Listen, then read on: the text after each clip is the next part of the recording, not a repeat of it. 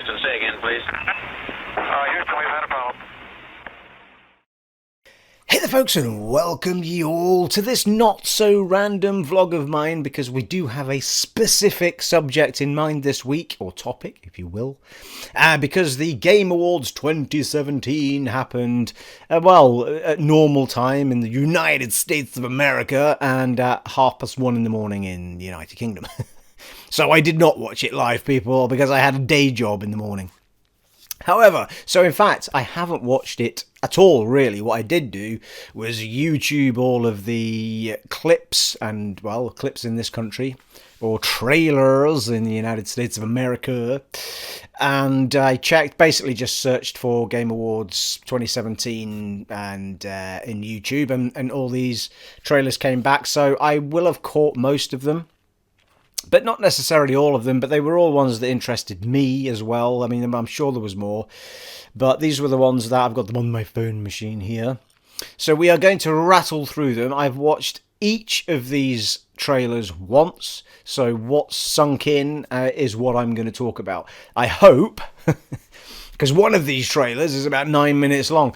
And I am going to show the trailers behind me, as I always do with these kind of things. I will find them and I will smelt them all in with me up in the top corner somewhere, which is all much prettier than looking at my ugly mug, people, anyway. So you're delightful. So just before we get to that, the Christmas decorations are up. I had this, when I moved to, as many of you know, I lived with my folks for quite some time after many years of, well, I left home at 17, but I ended up back home at a later age, people, to help sort myself out, if you will. And I stayed with my parents for quite some time. And so I kind of got to a point where I didn't have any of my own home belongings as such. So when I moved to Edinburgh, I was like buying everything from scratch. And then, of course, when I moved back from Edinburgh, back down to Blackpool, it was sort of, I had most of the things I needed, but I bought more. However, one of the things I never got around to buying was Christmas decorations for Christmas. For want of a better finish to the sentence. I never bought Christmas decorations at all. And it was one of those things, though, because I live on my own and I don't I've always found Christmas kind of a coupley thing or a kid thing. So, like, much as I love Christmas, I love the vibe of it. I love the fact that people get really into it, not from a purchasing point of view, if you like. I really don't like the sort of manic purchasing that goes on at Christmas. I mean, it has become really about that and not about all the sort of, the focus kind of becomes about presents rather than about everything else. However, if you take that part of it aside, because it is what it is and we'll never get away from it, it's the whole coming together of, and people will moan at you and say, oh my God, I've got to go visit the family. Oh, I've got to visit the other half's family. Oh, I've got to do this and I've got to do that. But the fact of the matter is, it's a beautiful time of year for people all getting together who probably wouldn't all get together all at the same time, you know, for a joyous occasion. I mean, the other times that happens is, well, not joyous, but, you know, you've got weddings and you've got funerals. And then you've got something like Christmas where you can get, not as many people, admittedly, but then you get, you know, that family gathering together. For some people, for other people, once the kids have gone and, you know, it's not always that they've got them there. But it's this whole sort of like, there's that, and then there's I think everybody just feels a bit kinder at Christmas. Everyone feels a bit more upbeat and, it just has this sort of joyous feel about it. However, it is a particularly difficult time of year for a lot of people who don't have much. So much as though I kind of love that vibe that Christmas gives, there is the other side to it. But I'm not going to go into that, people, because this is just a brief comment about my decorations. But I'm going off on one. So anyway, I didn't have Christmas decorations. And my mum and dad have always been massively into Christmas. We couldn't have had better Christmases as kids, me and my brother. And so anyway, it's just something I never got around to. And I said to my dad the other day, I said, have you got, because they've got loads of stuff, you know, and I said, have you got anything you're not using, like, around the house? And because I haven't got anything, and rather than me just go and purchase random stuff, have you got anything I can use? And I'll put a little shot of it up in the background here somewhere. So he gave me all of these bits. And it isn't like... it's not that what you would call the Griswolds lighting up of the Christmas house, but I kind of found it like enough for me as a guy on my own who wants to just feel the vibe. And it's kind of this sort of little Christmas tree type thing. It's sort of a burgundy red colour with I've wrapped the lights round it, and the lights were really long, so I took them up off the tree around the room, and actually I did it in the reverse, but it worked really well, so it all just kind of linked together, and it was all kind of felt a little bit kind of warming as well, because without going morbid, because I talked about mum and funerals and stuff in the last vlog and in other vlogs, but the lights that are on this tree were bought by my mum last year but never used because they had too many of them. And the little pieces like the Santa and the little angel and the doll hanging on the door. The doll's a prime example of the stuff my mum would have picked up. And these are... It made me feel like mum was in the house with me to some degree, not I'm not talking about ghosts and stuff. I felt like her essence was in the house because it was things that she'd purchased and bought, and her, I don't know, I just felt like I felt a bit closer to her because those items were in the house, and it was a really nice feeling. So my beautiful dad, my lovely dad, gave me these things, and so I'm really, like, the last few nights, I set them up a few nights ago, and I've been feeling really, really sort of warm, sitting in my beanbag right in front of the couch, right in front of the telly, a gaming away, and it's been really, really nice. So anyway, there you are. I just wanted to let you know I was in the Christmas spirit, and my decks are all set up. So let's crack on with the gaming stuff. So I've got the list on my phone here. And this is in no particular order, by the way. I kind of randomly came across the clips. Now, one of them was Witchfire. Witchfire. This is an FPS, and I've got a weird feeling that this has come across one of my vlogs before from an other convention. I can't remember what it was, but Witchfire. It's a first-person sort of witchy sort of powers type game. It seems to be. Don't know whether it's open world or not, but the images you get, as you'll see behind me, is you've got the hands as you do with these first-person things, but they've got like staff, and they're sort of powering down and pushing enemies away. So it looks like we are possibly the witch, but we certainly have some sort of power. And here's the thing with first person. I way back in the day when I was sort of getting into gaming, now I've always been, people all know this about me, and I'll keep this bit brief, but people will know that I was kind of a semi-gamer way back, up until maybe, I don't know, until I started doing the Game Amount site and then this channel, so maybe for the last 10 years I've been a massive gamer, but before that I was kind of, I liked certain games, and I loved gaming with my son, but that was about it. So I wasn't anywhere near as in depth with it as I am now. But when I got right into it, first persons used to bug me because it's like, why can't I see the character? I want to see the character, and it's a cop-out. They're just, But the more I play first-person games and the more I have I feel more engrossed. Like, you feel more in the world because you feel like it, almost like it's you rather than, I know you've created a character and stuff, but you feel immersed more in the game as a first person. In my opinion now. There is room for third person. I mean, it is lovely still to play Gears in third person, and certain games just work, Horizon Zero Dawn worked and so on. But things like Skyrim and Fallout and all of these things can be played in third person, but I always inevitably go into first person because I feel more immersed in the world. And more of these sort of RP. I mean, I put Vermintide up last night, which is a first-person sort of... you can go and watch it. It's kind of an online first-person dungeon crawler, for want of a better sort of description of it.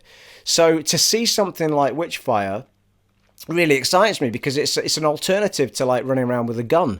Like, I find it too easy for developers to just do a gun game when it's first person. So things like Skyrim are always wonderful because you get the bows and all that sort of stuff. I can't think of many RPGs that are in first person. Most of them sort of resort to the third person view. So it is, I don't know if it's an RPG, it could be an action game, but it's just nice to see something that isn't a shooter as such in a first person mode. So I hope we get more of that kind of stuff coming through. And so I'm quite pumped about that. There wasn't a huge amount for us to sink our teeth into, but it was enough to sort of go, yeah, okay. And I'm pretty sure it was like that with the other clip I saw. There was a tiny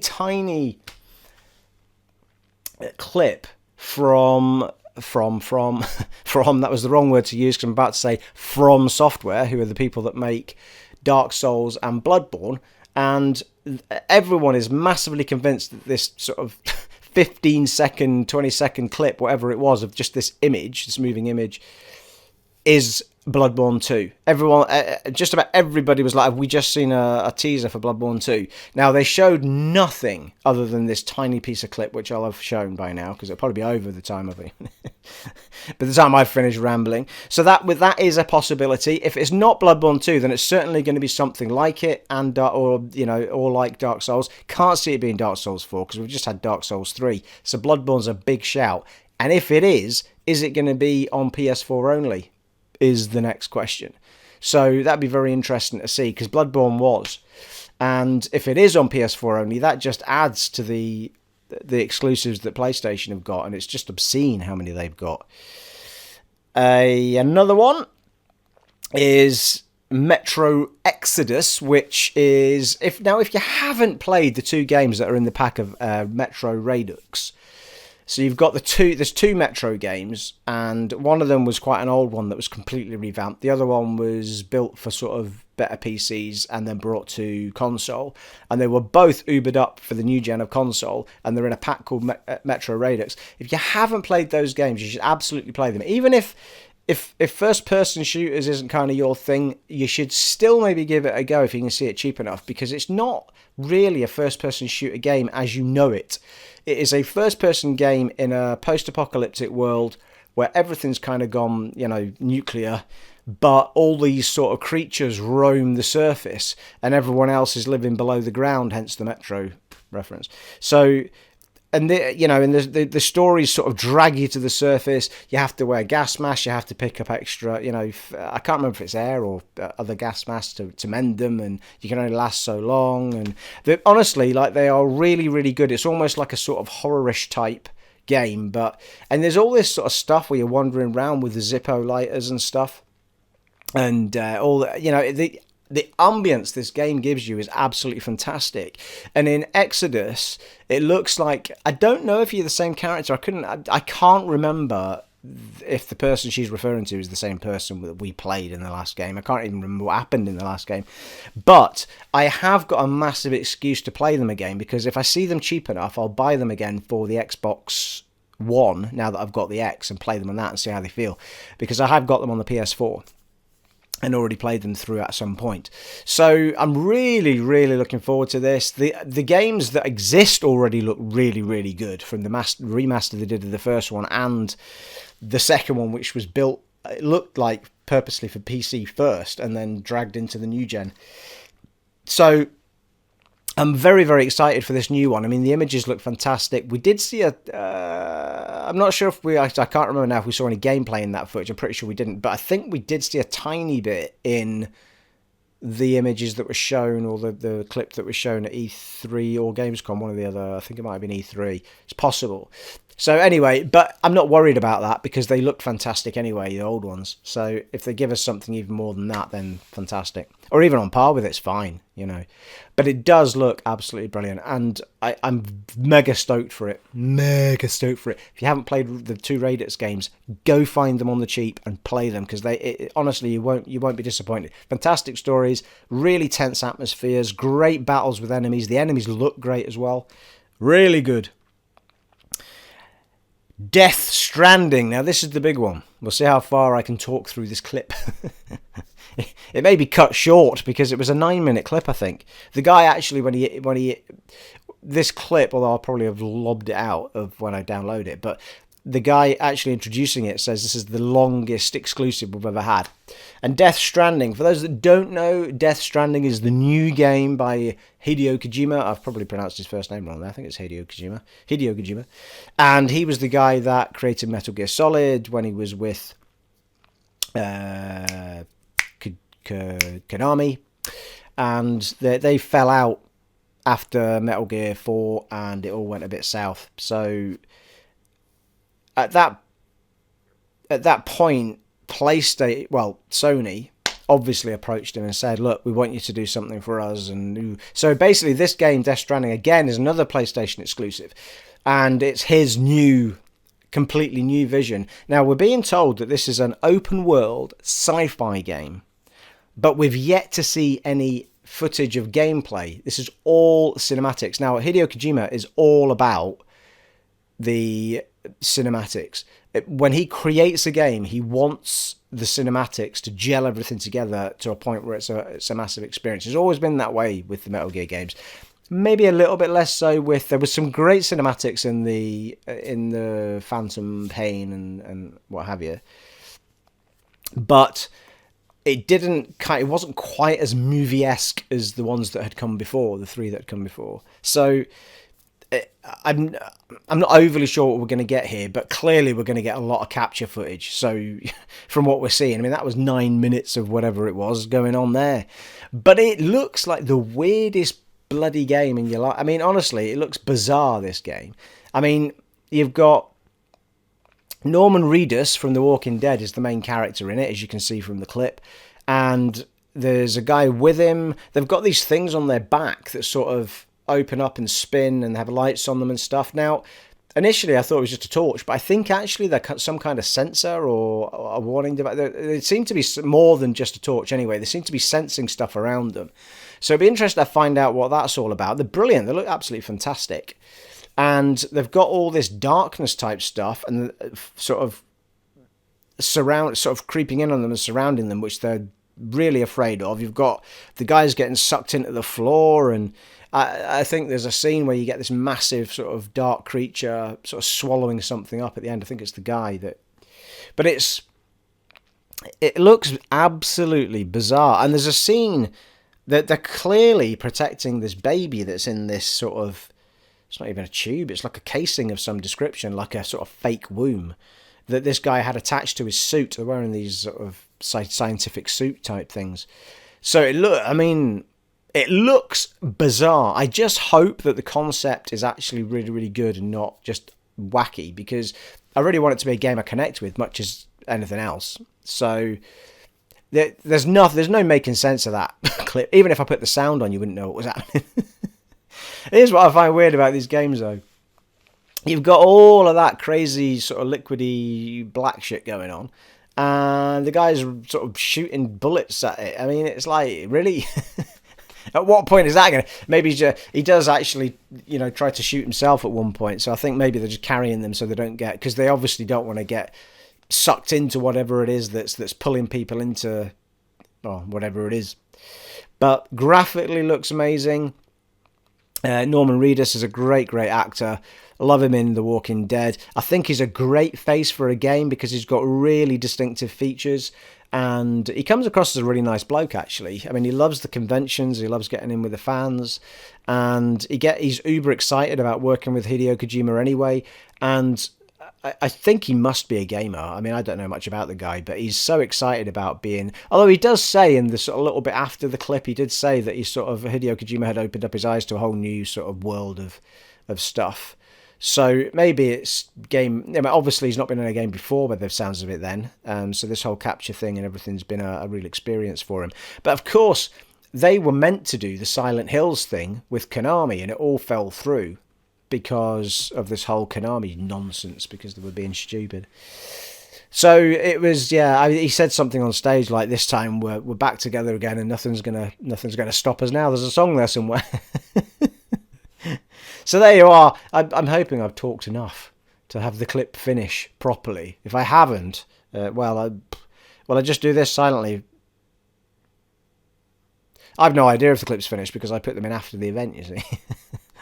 If it hasn't, I'll fade it out. Or perhaps the next thing I talk about will be a shorter clip and I can leave that running while I get onto this one. It's all very well planned, people, We've got a massive production team behind me and everything. Okay, so there's quite a few that are quite quick here. We've got In the Valley of the Gods, which is a story-driven game by the people that created Firewatch. Now, I haven't played Firewatch. It's got quite a sort of cartoonesque maybe vibe about the way they do their graphics and stuff. It's in a first-person mode, and you seem to be following this woman that is sort of... It seems to be in Egypt and everything.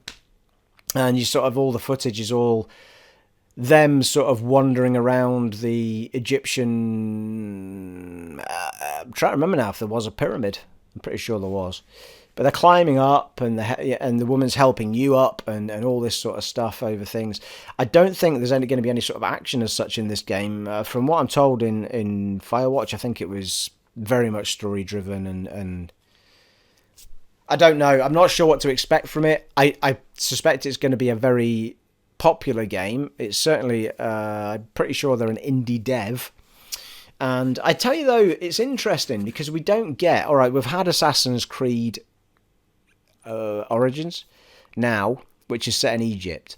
But if you think about the key ones, like we don't get much gaming in the world of Egypt other than that, and maybe old Tomb Raiders. We don't get much in the way of Romans and that sort of stuff. You know, there's big pockets of areas that I was thinking about one the other day as well, and I was like, we don't get anything in that realm either. And there's sort of big areas that game developers don't sort of go to for some reason. I mean, I can't think of Romans is a perfect one. I can't think of any reason why we don't get more Roman type games at all. I mean, if there was ever an action world, it was that one. Or an open world, it was that one. So I'm really I'm surprised we don't see anything from these sort of worlds. So even with a game like Firewatch, like what I've just said, the Gods of the Blah, in the Valley of the Gods, it's nice to see someone go into that world because they are fascinating things. They are fascinating worlds to be in at any level. Now, in this level, obviously, they are explorers sort of discovering things and trying to work things out. What the end result is, we don't know. What the gameplay is, we don't really know. Some of that seemed to be in-game stuff, so when she's lifting you up and helping you over ledges and stuff like that, or you're lifting her up. So, but it will be a very story-driven game and probably not that much replayability in it. So I suspect it will be at a low cost, but a very popular game. But I hope we get more of those sort of worlds. If I remember what the other one was, I was thinking about the other day, I'll blurt it out as if, you know, as if no control. But yeah, I mean, I'd love some more Roman stuff. I mean, that's why I loved Rise Son of Rome so much, because it was just in that world. You know, it wasn't an open world game or anything, but it was great. It was a bit like playing through Gears as a Roman. You know, it was just, you know, loads of fighting, loads of explosions, loads of being in that world. Great story, to be fair to Rise Son of Rome. It's great. And the acting, do you know the acting in Rise Son of Rome is actually some of the best acting I've seen in a game. There are some fantastic performances in that game, especially from the sort of the main baddie Roman guy. That's not his real name. Main baddie Roman guy.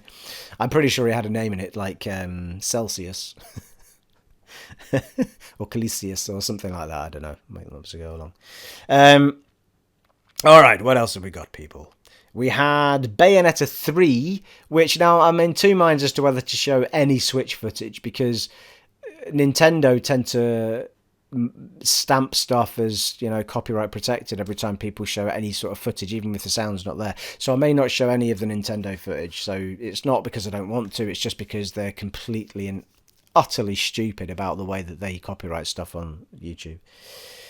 So, and that's why you don't see much in the way of Nintendo stuff. The minute any of their visuals go up, it's just copyrighted. It's like, really? Are you that desperate for money, Nintendo? So Bayonetta 3 is only for the Switch, so I'm sure plenty of people be excited about it. Bayonetta isn't a game that I ever got into. I did try playing it on the PS3. It just wasn't really my thing. I'm not massive on those sort of fighty type games. I just find them, I don't know. I don't know. It's just me. It's just a personal thing. I get why people love it. It is supposed to be it's supposed to be the top of that type of genre. So, you know, like Devil May Cry and all that sort of stuff have a similar sort of thing going on, don't they, with those sort of fighting. So it's sort of at the top of those. I get it. It's not for me. You know. There was also a clip for GTFO, which is, we're going to assume that means get the out of here, people, which was a four-player co-op, first-person shooter, horror game, looks like. Now, the clip was actually quite cool, and they had... I'm pretty sure that there was some talking between the people that were in the game, but you can only play it in co-op, and the idea is like die together, survive together, or something like that, or survive together, die together, one or the other. or something like that. The slogan was. So it sounds very Evolve slash. What was the zombie one? Ooh, people. We've just been back compatted as well. It'll come back to me. But the zombie one, it was the same people that made Evolve that made it. It's the same sort of game as that, where you have to work together, and if you all splinter off, it will all come crumbling down. And it seemed you get these massive hordes of things coming at you. The creatures were interesting. You couldn't quite make out what they were, but they did look really cool, quite original. I really liked the vibe of the game. I have to be honest. There's not enough sort of co-op type games out there. I'm kind of hoping it's not too, here's level 1, here's level 2, here's level 3. It'd be nice to have a co-op game like that actually just takes you through a really massive story, or takes you through a nice big open world like a Horror Destiny or something like that, you know. But it didn't look MMO-esque. It looked more, this is level A, this is level B, and so on, and you just keep going through the levels, which is pretty much what Evolve did. Saying that, the zombie one, which I still don't remember the name of, someone's going to tell me once I've posted this up, I'm sure. But the zombie one had a story to it. You could just, play levels, but it did have a kind of campaign to it. So it's possible there's one there. I'm saying that I don't know if it's the same people that made those games that made this one. Nothing twigged to me that it was the same people, so it possibly is not. But it did look very sort of horror COD, really, is all of the way I can describe it. And the enemies look really cool, and yeah, I there wasn't really much more I could say about it. That was kind of it, people. But I'm quite stoked to see more, I have to say. The trick with those games is trying to stop them being repetitive. And that's the problem with a co-op linear game like that, and rather than an MMO one where you can fill the world with a lot more. So it'd be interesting to see how it pans out. It's the first time I've ever heard of it.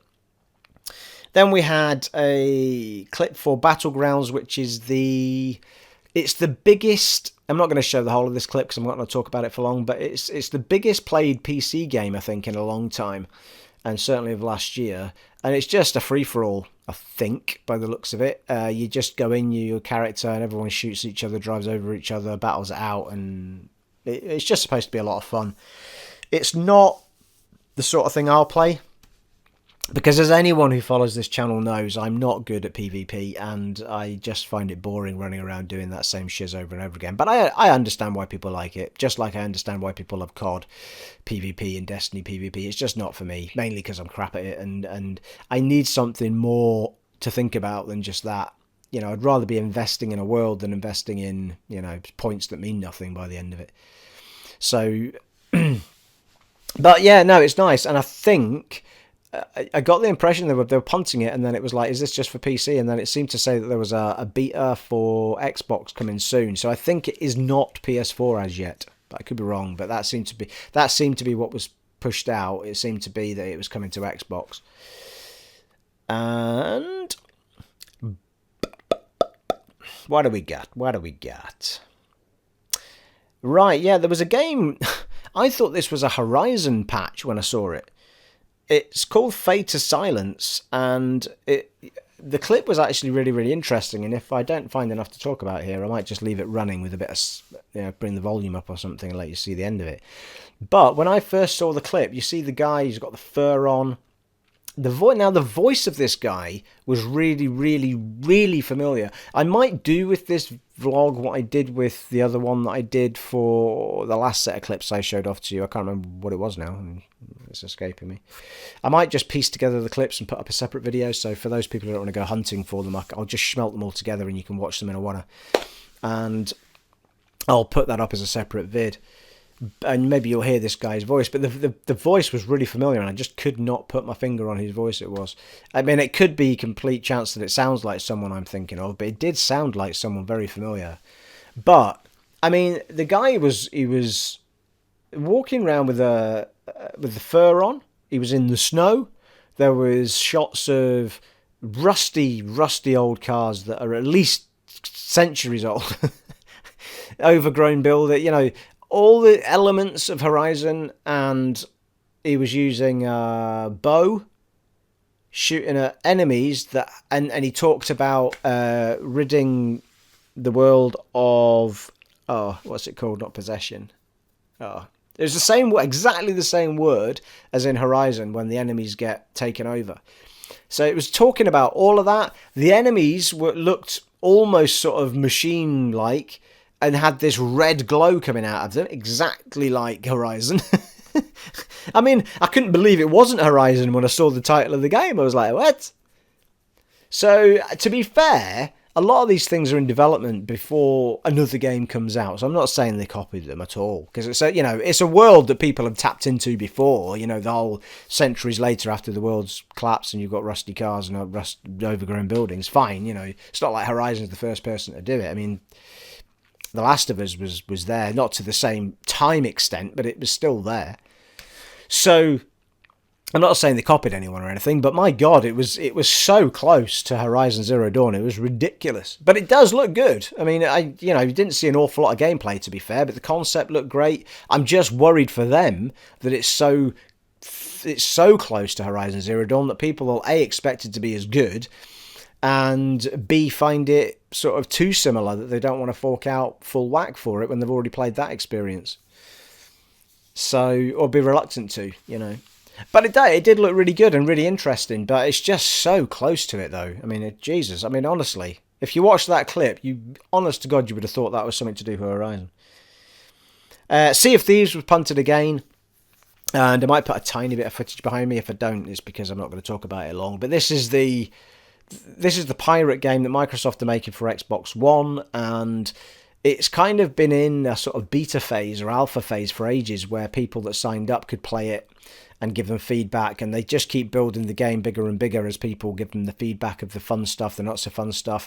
It's all in you're in first person. It's all co-op. You fight. You've got friends with you. You're fighting other people. It's PvP sort of in a pirate world, basically. All sort of quite cartoony and or Pixar-y more than cartoony, but that sort of vibe to it. It looks quite fun. I don't think it's something I'm ever going to play because I don't see where I would find the joy in that game. But I get why, everyone's raving about it that's played it. The IGN folk and all that saying it's building up to be a really good game. So I like the idea of what they're doing. Rather than just releasing a game and hoping that people like it, they're actually phasing it in so that they're leaving elements in that people love, taking elements out that people don't like, or, tweaking it. So it's quite nice to see that. And We Happy Few kind of did the same thing. I mean, I bought We Happy Few. I didn't look into it that much at the time, but I bought it ages ago and didn't realise I was actually buying into... Now that I've got it, I don't have to pay for it again. But that game's going to be released again at some point after much, much feedback from people that played the preview, which is what I bought. So I will play it again at some point. There were some nice bits in it, and there were some really frustrating bits in it, but... Anyway, Sea of Thieves looks quite fun if you're into that sort of thing, if you want to play with your mates. Now here's one, World War Z, or World War Z, if you're in America. Hey, I know my shiz, people.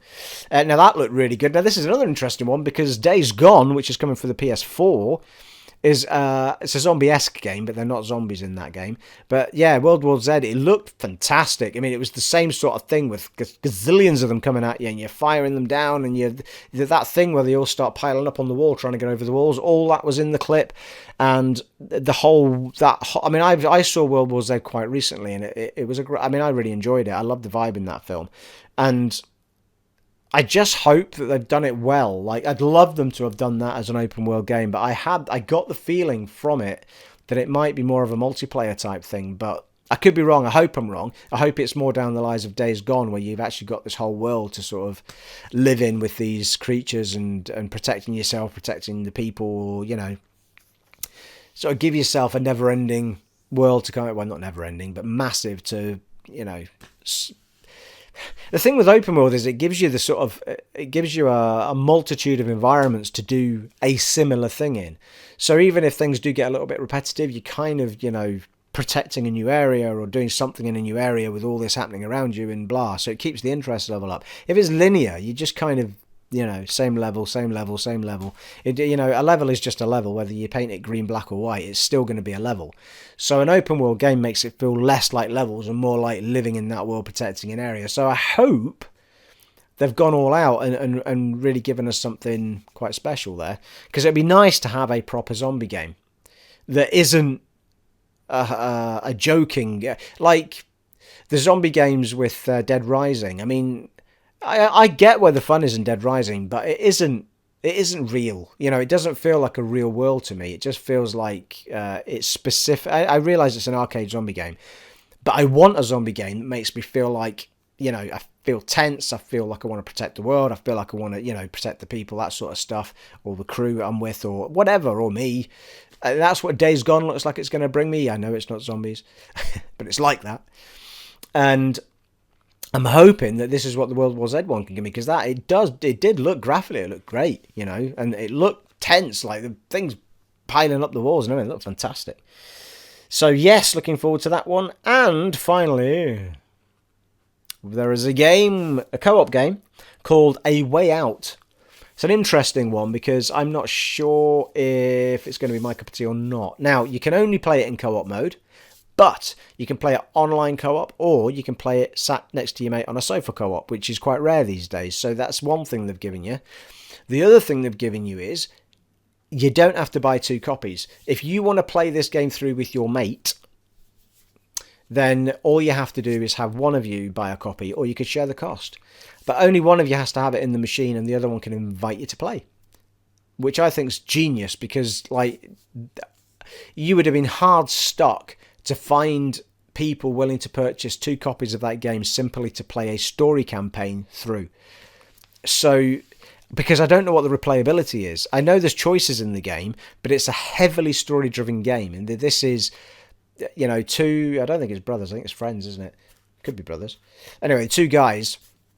And I think it might start in prison, and then it kind of ends up with a breakout, and then what they do when they're on the run, and, you know, you've got all these heist things, but there's some really weird stuff in it. Well, not weird, but it is very sort of like living the lives of these guys on the run.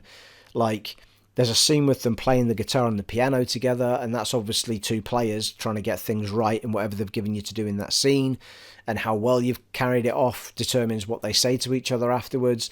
There's 2 of them fishing together, and one of them's trying to make the fish scramble, the other one's trying to get them on the reel. So it's not like, and then there's other scenes where you've got a choice to like punch someone or shoot someone, or, you know, so it's not like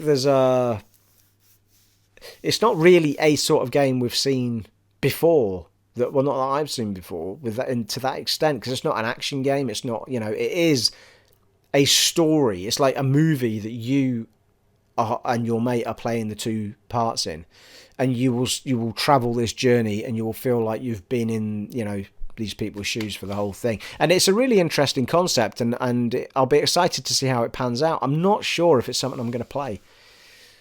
I'm not sure. It's certainly something that I'm not going to show on the channel. I don't think it'd be of enough interest for people to see me play through that. And, you know, the channel is predominantly popular with RPG. I stray from it rarely, and when I do, there's much less views than there is on the RPG stuff. So I know people are in this channel because they like the fact that I'm a big RPG fan, and it's by far my biggest love is RPG games. But I do like a good linear game from time to time, even if it's not on camera. Like, you know, I know Prey's not totally linear, but something like Prey I love playing. I mean, I need that kind of experience from time to time. So there you are. So that was everything that I picked up on from YouTube that was shown off at the Game Awards. I didn't watch the actual awards themselves, so I can't tell you, you know, other than just seeing Hideo Kojima and Norman Reedus come on after they'd shown the clip and everyone was dead excited. I'm sure there was much more went on at the thing. I'm sure there was loads of things that I've missed.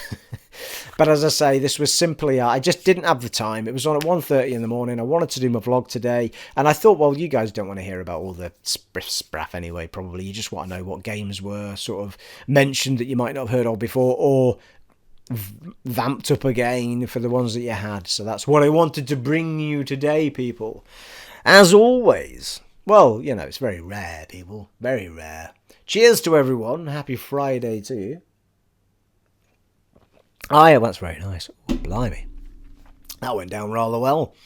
I'm going to go off and have myself another one of those while I edit everything download the videos, edit it all together. I'll hope to have it up to you this evening.